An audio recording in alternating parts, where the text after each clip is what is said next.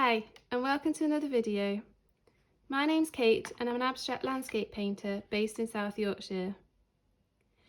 Today I thought I'd give you an update on what I've been doing since my previous video, where I was creating painting studies based on the Shetland Islands and using a YouTube video to inspire me. Then I'll talk through my favourite sketchbooks and what I've been doing in those recently, and my sketchbook toolkit. So this was the painting study that I created in my previous video. And since then I've been doing a few more painted studies. So this one was the first. And I feel like this really captures the energy of the Shetland Islands with a moody sky. It was quite still water, but you can still see the movement there. And this limited palette I feel really captures the place and the colours that I was seeing in these videos. So I've used a limited palette of burnt umber, yellow ochre, ultramarine blue and black and white.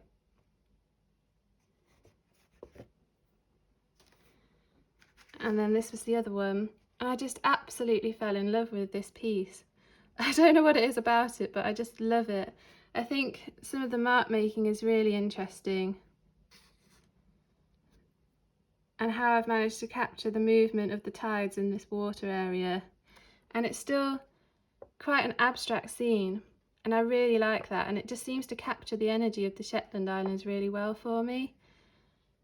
And these calmer areas of muted grey tones where you can really see the brush strokes contrasted with these areas of very thick texture where there's lots going on, and then where you can still see these inky marks here where I've initially put down the ink to start the piece, and the thicker areas of white paint which I've applied with a palette knife. So yeah, I was really happy with how this piece turned out. And I'm not too sure where this project is heading at the moment, but I can definitely see that it's informing something that I may be able to turn into a series of paintings. As you'll see in my sketchbooks in a moment, there's a very common theme of a limited colour palette, mark making that I've been repeating, and the process of the creation of the piece, so starting with the ink and then layering up over that. So those were the painted studies. And so now if I go on to the sketchbooks. So I just wanted to carry on with that really, trying to capture the energy of the place and these amazing seascapes that you get on the rugged coastlines. So you'll see in this one there's a lot of pencil marks in the sky that capture the movement of the sky, and in the sea. So this was a very calm scene where the sea was very still. So I wanted a lot of horizontal lines as they represent calmness and stillness rather than any vertical lines.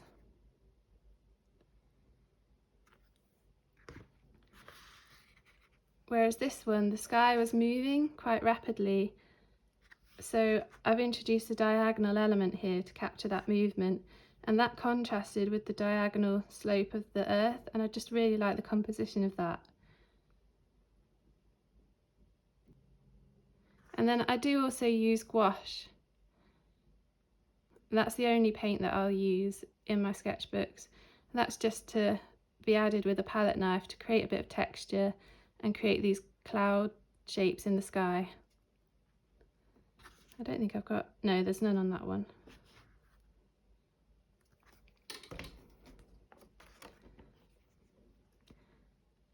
So again, trying to capture the energy of the place here. Lots of lines in the sea, quite rugged, sketchy lines to capture the rocks, and then jagged lines to capture the earth here. So it's all about capturing the elements, the weather of the place, the earth, the water, the air, and try and create marks that really represent those elements. So you'll see I'm not very precious with my sketchbooks at all.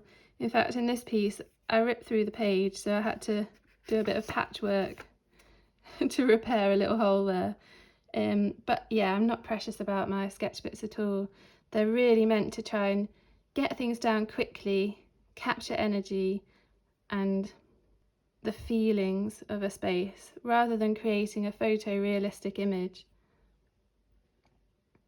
So this is another one where I've been trying to get the line marks in to capture these rugged grasses, all these pencil marks in the sky to capture the movement there, and then a quite calm sea until it was meeting with these rocks here. And this final one, the wind was just so strong, whooshing through the centre of this scene, so I had to capture that with pencil marks here, and then this very moody sky which was stormy on one side but clear on the other, and that's got scratch marks with a palette knife through this gouache and some splatters as well. So yeah, that's an update on the Shetland project at the moment, but you can see there's some very common mark making elements that I'm using with the thick palette knife areas, the line work, the pencil marks in the sky, and the colour palette is very similar too. So these sketches, along with the painted studies, I'm hoping are going to start to inform a series of final paintings for me. So now I'll go on to show you the tools that I use in my sketchbooks. So before I go on to these mark making tools, I just wanted to mention that I did used to be quite precious about my sketchbooks and mask around the edge and create quite beautiful scenes in each one and be very neat in them. But this approach it felt a bit like a chore to me. So I quickly scrapped that and became a lot rougher with my sketchbooks to really capture that energy. And I think it really depends on what you want to convey in your sketches and how you approach your sketchbook. I mean, looking at those beautifully illustrated sketchbook really does inspire me, but it's not me and it didn't work for me, and I didn't want my sketchbooks to become a chore. They had to be a fun space for me to play around. So that's why they became these sort of messy things. But yeah, I think your sketchbook practice is really down to who you are, and you can approach it in any way that you feel comfortable with. So these are all the tools that I've been using recently in my sketchbooks, and I've created a process with these tools that I have absolutely come to love, and it really feels like my process. So I'll talk through a bit about that as well. But yeah, these are all of the tools that I've been using and the colours that I've been using for this Shetland project as well. So when I come to my sketchbooks, I'll initially start with a water soluble layer. So I'll be using the water soluble tools to create a wash over the page. And for this, I will use these Derwent Inktense pencils, which when you shade them down on the page dry, they're okay, they're quite nice colours, but they're very muted. But then as soon as you add the water, they just add this really beautiful vibrancy. So these are what I'll initially wash down onto the page, and I'll use these water brushes. So this has just got water in it with a brush nib. And I've got 3 of these so that if I'm out on the go, I won't run out of water very quickly.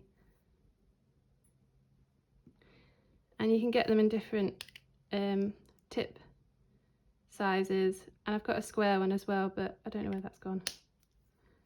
But yeah, so I'll lay down a sketch, shade in areas with the Derwent Inktense pencil, wash over it with these and create interesting marks.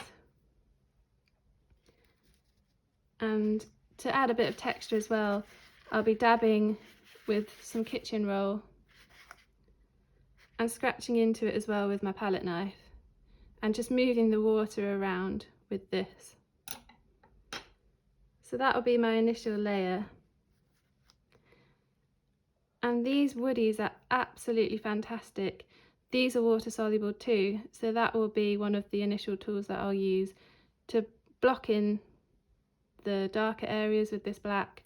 So that's what this was created with, and then wash over it with the water brush, being a bit more careful with areas like this.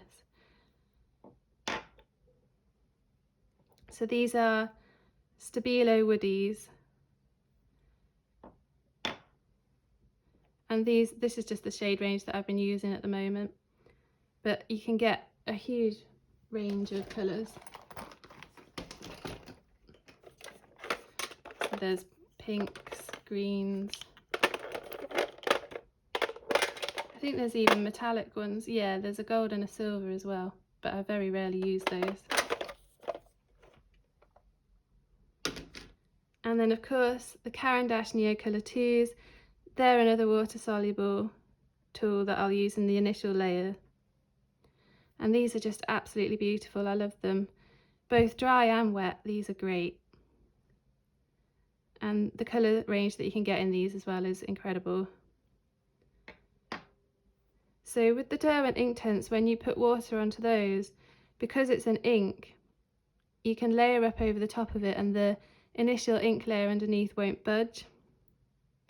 So once I've got that initial watery layer down, I'll then go in with some dry tools such as oil pastels, and these are just so cheap. I can't even remember where I got them from, but they were really, really cheap. And these oil pastels are very hard, and I prefer the harder ones to the soft ones for getting those energetic marks in, because I have got some Sennelier oil pastels too, and these are incredibly soft, and I use these less actually. They are good for blending because you can really blend the soft medium in, whereas these harder ones just for very striking bold marks. I find them a lot easier to use than the Sennelier. And then I'll mark make in with a pencil as well. So you'll often see pencil marks in the sky, pencil marks in the sea, to convey that stillness or that movement that I want to create.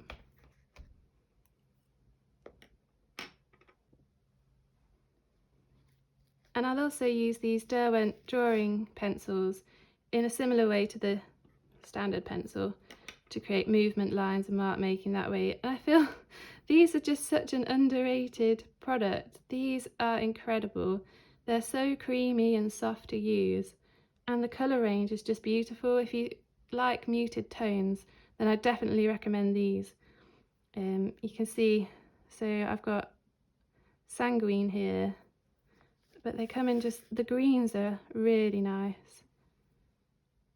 Olive earth, that's a beautiful muted tone of green. But I do highly recommend these Derwent drawing pencils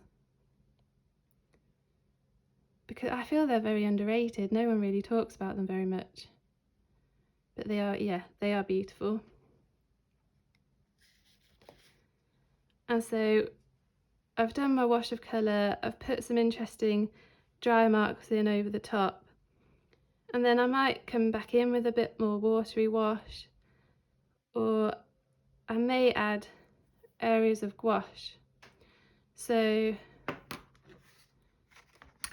for example, in this sketch, once everything's in, I've then come in with a thicker layer of gouache over the top with the palette knife, and I feel that just adds a really nice texture to the piece.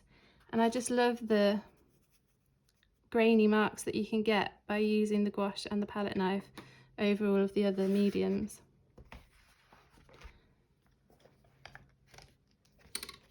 I think, yeah, I've got it here as well to capture the sea foam. And then scratching into the gouache is lovely as well with the palette knife.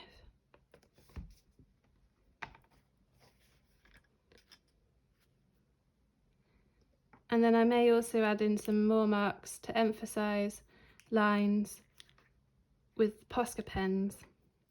And I highly recommend these for splattering as well. They're really easy to just get some drips onto the page.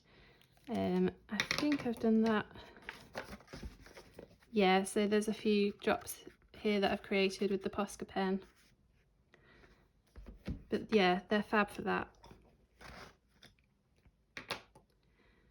So that's the process that I go through really.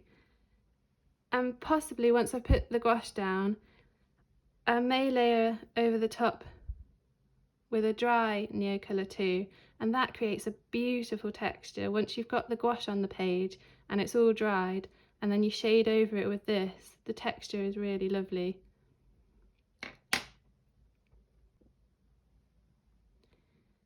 And so the sketchbooks that I've been using are the Royal Talens Art Creation sketchbook.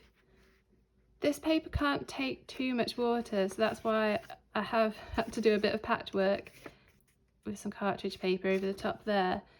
But they are really good, and it's just a lovely size. I think that's what I like about it the most, is the size is perfect for the sort of format that I want to create these sketches in.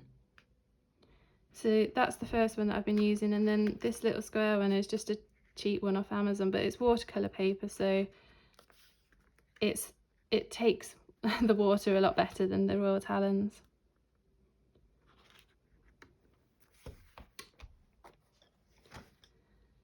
So that's been my approach to sketching recently, and these are all of the tools that I need.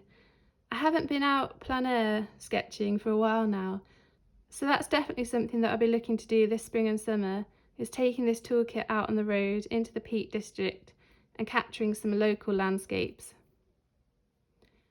So I really hope you've enjoyed watching this video, and if you have any questions about the tools that I've been using or want to know anything more about the process, then please do just let me know in the comments below. And as always, thank you so much for watching.